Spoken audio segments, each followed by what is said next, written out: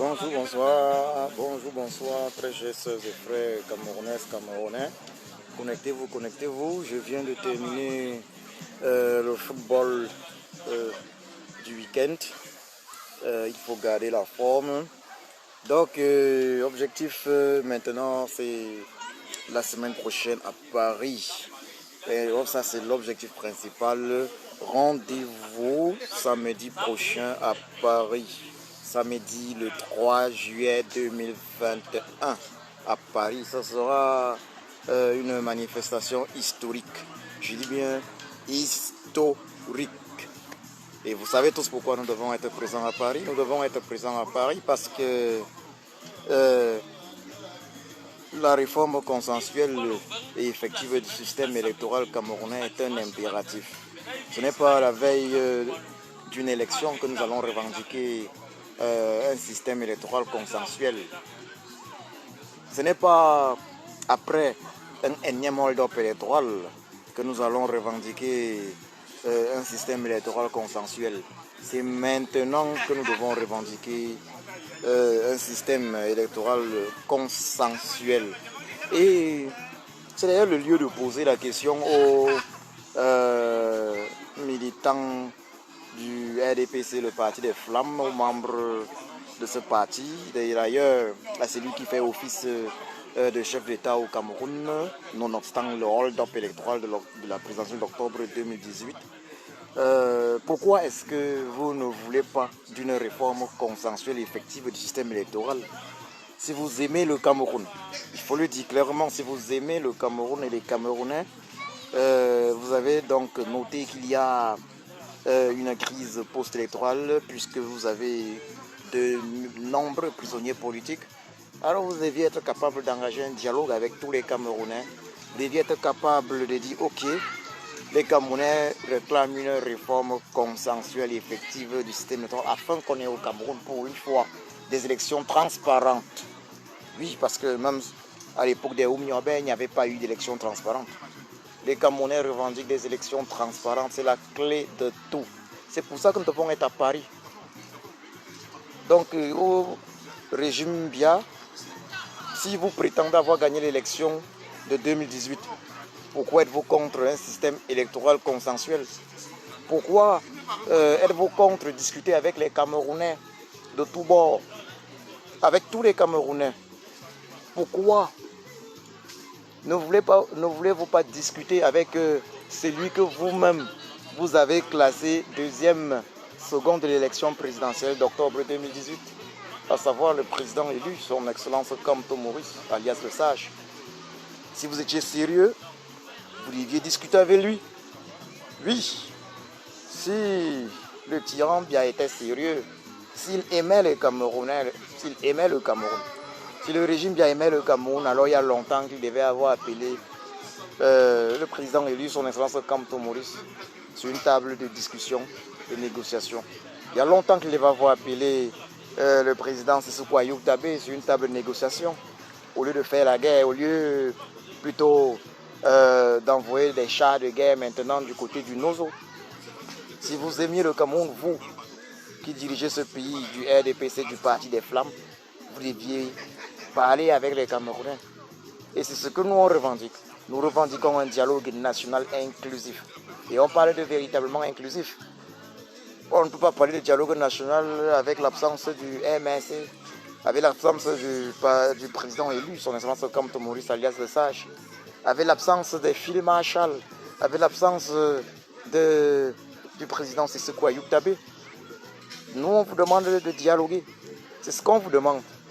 Il faut dialoguer et il faut inclure naturellement la diaspora. Mais qu'est-ce qu'on constate? Que vous avez plutôt augmenté les prix des visas, sachant que les Camerounais de la diaspora sont nombreux à avoir des passeports européens ou américains. Vous augmentez les prix des visas. Voyez-vous, les Camerounais d'origine sont obligés de perdre leur nationalité camerounaise, ce qui est une injustice terrible. Ils vivent à l'étranger, ils sont partis vivre dans des pays étrangers parce que ça ne va pas au Cameroun, mais ils sont victimes d'une seconde injustice, et cette seconde injustice, c'est la perte de leur nationalité. Et pour venir au Cameroun, il faut payer des visas à plus de 100 euros. Le nouveau prix du visa, c'est, je crois, 190 euros, si je m'abuse. 180 euros. Ce n'est pas normal. Donc, à vous, le régime Biya, si vous êtes sérieux, vous prétendez avoir gagné la dernière élection présidentielle, l'avoir remportée à plus de 70%. Vous aviez donné, malgré les 32 PV non signés, malgré le fait que vous aurez octroyé plus d'1 million de voix gratuites, vous avez donné 14% au président élu du Cameroun, son excellence Kamto Moussa alias Sage. Mais maintenant, ce qu'on vous demande, c'est OK, on veut des élections transparentes pour tout le Cameroun. Et il faut que les Camerounais comprennent ceci. Le président élu, son excellence Kamto Moussa alias Sage, a lancé la résistance, pas parce qu'il souhaite forcément être président de la République du Cameroun. Il a lancé la résistance parce qu'il souhaite la libération du peuple camerounais. Il souhaite des élections transparentes pour les Camerounais. Parce qu'il sait que les élections transparentes impliquent l'absence de crise post-électorale. Les élections transparentes sont synonymes de paix sociale. C'est de ça qu'il est question. Et c'est pour ça que nous devons être que je disais demain, samedi prochain à Paris. C'est la raison principale. Si nous avions des élections transparentes au Cameroun, si nous avions un système électoral consensuel, on n'aurait pas la guerre dans le Nozo, on n'aurait pas le génocide dans le Nozo. Pourquoi est-ce qu'on n'aurait pas le génocide dans le Nozo? Ceux-là dans le Nozo auraient été capables de choisir leur leader. Nos frères du Nozo auraient été capables de choisir leurs représentants. Ils auraient choisi leurs représentants et leurs représentants auraient voté pour le fédéralisme.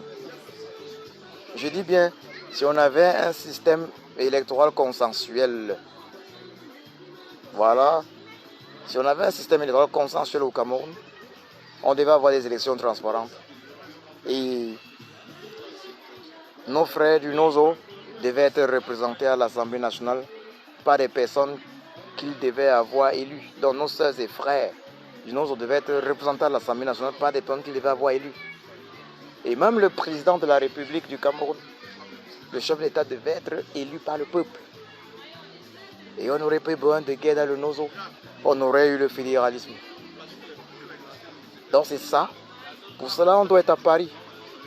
On ne doit pas attendre la veille de la prochaine élection présidentielle.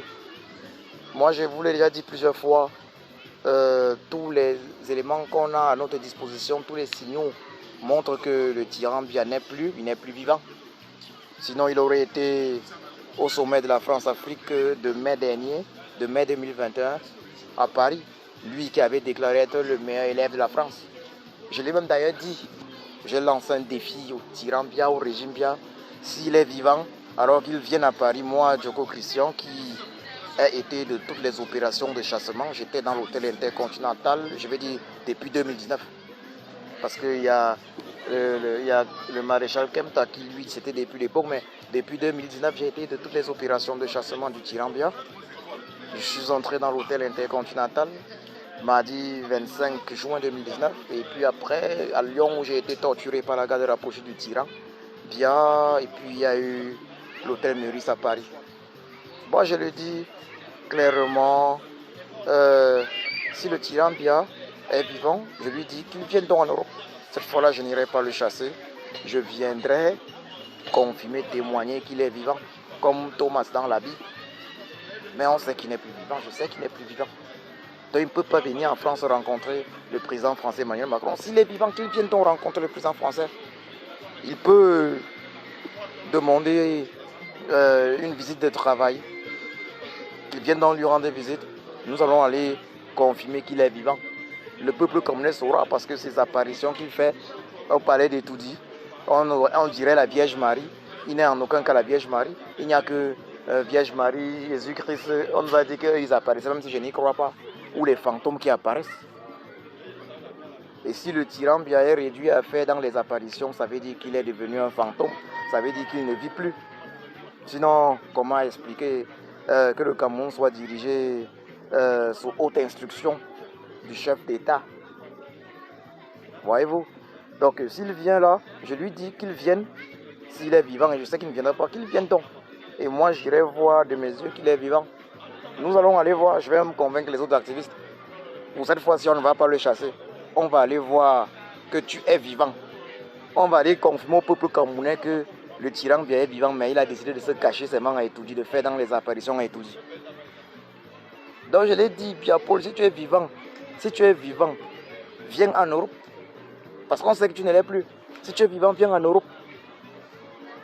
Moi, Djoko Christian, je lui dis, jeter de tous les chassements. Si tu es vivant, viens en Europe. Viens en Europe rencontrer Emmanuel Macron, le président français, pour une visite officielle. Mais tu ne viendras pas. Tu vas continuer dans les apparitions à Etoudi, au palais d'Etoudi. Exactement comme les fantômes. Ce qui me démontre que tu n'es plus de cette terre. Tu n'es plus vivant. Tu es devenu un fantôme. Même tu n'es pas la Vierge Marie pour faire dans les apparitions. Ou bien je ne sais pas, Jésus-Christ. Voilà. Donc, que ton régime, si ton régime est sérieux, si le régime est sérieux, il va accepter qu'on puisse ensemble réformer le système électoral. Parce que lorsqu'on demande un dialogue national inclusif, c'est également pour le parent. Le parent est avancé. Ça veut dire qu'il y a du mal qui a été fait. Le régime a fait beaucoup de mal au peuple camerounais. Avec un dialogue national inclusif sous l'égide des Nations Unies et des pays amis du Cameroun, le pardon pourra être accordé aux uns et aux autres. Le pardon pourra être accordé et puis chacun va... et on va recommencer, on va se remettre à construire le pays. C'est pour ça qu'il faut un dialogue national, que les Camerounais se rencontrent, se parlent, qu'on parle de tout lors de ce dialogue national inclusif. Qu'on parle même de l'un des problèmes majeurs du Cameroun, le tribalisme, parce qu'il faudra parler du tribalisme, qui est l'un des gros problèmes du Cameroun. Les gens sont tribalistes pour rien, avec des préjugés, des multiples préjugés. Il faudra qu'on parle de cela. Donc, ce qui est déplorable, c'est qu'il faut qu'on le dise. La preuve encore que le tyran est décédé à Lyon en octobre 2019. Oui, puisque à Lyon, j'avais été torturé par la garde rapprochée du tyran. Ils sont venus le chasser également. Et le tyran avait déclaré en octobre 2019 à Lyon être venu rendre compte au président français Emmanuel Macron du dialogue national qu'il avait organisé. Et on sait tous bien que ce n'était pas un dialogue inclusif. Parce que lorsqu'on organise un dialogue, la première force politique du pays ne peut pas être mise de côté. Si on prétend que le dialogue est inclusif, le MS n'était pas présent. Lorsqu'on organise un dialogue inclusif, on ne peut pas le faire et puis filmer à chalet, toujours dans sa forêt du Lébialem. Le dialogue inclusif qui doit être organisé au Cameroun ne doit pas être organisé à Yaoundé. Il doit être organisé dans un pays neutre, en Suisse ou bien peut-être aux États-Unis. Il y a la Suisse, il y a les États-Unis, c'est là où les Camerounais doivent se rencontrer. Parler entre eux. Parler entre eux. Donc, Camerounais, vous savez pourquoi vous devez être à Paris samedi prochain. Je serai à Paris et je vous invite à être présent. Et je vous l'ai déjà dit, il y a deux façons de faire la politique. Il y a ceux qui font la politique en exécutant les décisions des autres politiciens, en subissant les décisions des autres politiciens, parce que c'est toujours fait de la politique. Puisque lorsque vous payez les impôts, vous exécutez les ordres des autres. Il y a maintenant ceux qui font la politique en influençant les décisions prises. En influençant toutes les décisions prises par les leaders politiques. Mais de quelle façon veut-on faire la politique? Certains ont déjà choisi de la faire de façon lâche, en subissant, mais nous devons faire la politique de façon active. Nous devons agir. Et c'est donc pour cela que maintenant nous devons réclamer la réforme consacrée du système électoral. Ouais.